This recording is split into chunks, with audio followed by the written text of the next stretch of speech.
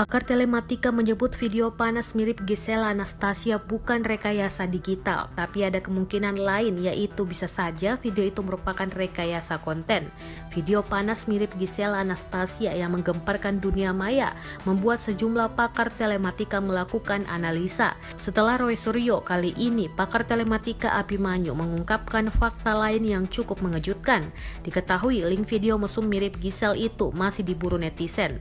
Rupanya Abimanyu sudah menelisik video viral mirip Giselle itu, mulai dari berdurasi 1 menit 36 detik sampai yang 19 detik. Nah, Abimanyu memberikan gambaran terkait apakah video syur mirip Giselle itu rekayasa atau tidak. Rupanya ada dua unsur terkait rekayasa ini, yakni rekayasa digital dan konten.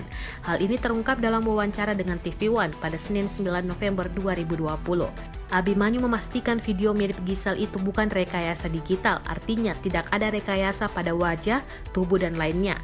Ada dua unsur yang masih mungkin. Pertama, unsurnya adalah dianggapnya rekayasa digital.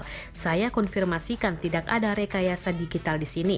Dalam arti rekayasa wajah dan lain sebagainya agar seperti seseorang, tambahnya.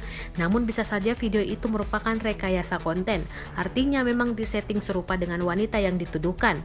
Seperti pemerannya mirip, suasana lokasinya dibuat sama dengan lainnya untuk kepentingan tertentu. Tapi belum tentu pemerannya benar-benar si wanita yang dituduhkan itu.